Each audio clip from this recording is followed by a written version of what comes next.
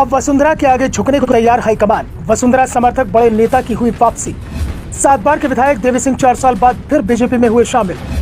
अर्जुन राम मेघवाल का विरोध नहीं आया काम। राजस्थान में पार्टी अध्यक्ष जेपी नड्डा और केंद्रीय गृह मंत्री अमित शाह के साथ वसुंधरा राजे सिंधिया की बैठक ने अब बीजेपी के अंदर की तस्वीरों को बदल दिया है। कुछ हम झुके कुछ तुम झुको की तर्ज पर वसुंधरा ने हाईकमान की बात को स्वीकार कर लिया है, जिसमें किसी को भी सीएम पद का उम्मीदवार घोषित नहीं किया गया है। तो दूसरी ओर से वसुंधरा समर्थकों के लिए टिकट और पार्टी में शामिल होने के दरवाजे पूरी तरह से खोल दिए गए हैं। नड्डा और शाह ने साफ कर दिया है कि टिकट वितरण में राज्य की राय सबसे महत्वपूर्ण मानी जाएगी और इसका असर भी अब दिखाई देने लगा है, जब बीकानेर में सांसद और केंद्रीय मंत्री अर्जुन राम मेघवाल को बड़ा झटका लगा है। दरअसल अर्जुन राम मेघवाल को बीजेपी में वसुंधरा विरोधी खेमे का नेता माना जाता है।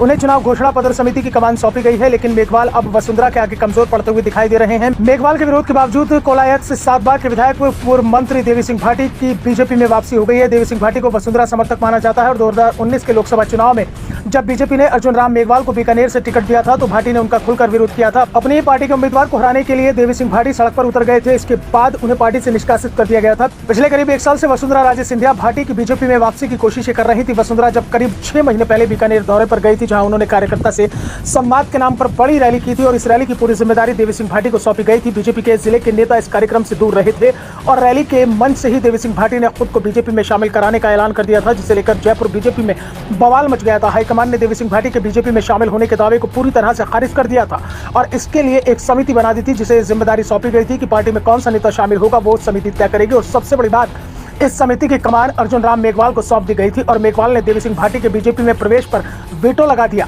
लेकिन चुनाव से पहले ही अर्जुन राम मेघवाल को पूरा विरोध पार्टी हाईकमान ने एक तरह से किनारे लगाकर कर दिया है। दरअसल नड्डा और शाह जब जयपुर में आए तो उन्होंने सबसे पहले वसुंधरा राजे सिंधिया के साथ 15 मिनट अलग से बैठक की और इस बैठक में कई मुद्दों पर सहमति बनी। बैठक के बीच वसुंधरा ने देवी सिंह भाटी का मामला भी उठा दिया।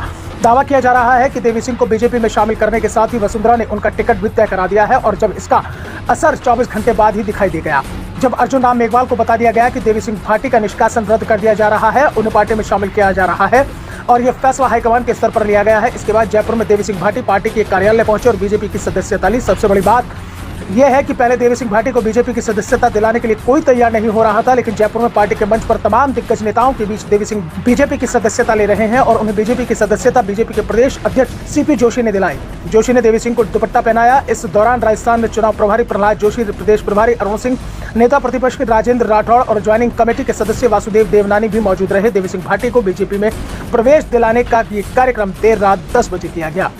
वीडियो कैसे लगी कमेंट सेक्शन में बताइएगा। चैनल को सब्सक्राइब करना मत भूलिएगा। वीडियो को लाइक और शेयर जरूर करिएगा। नमस्कार।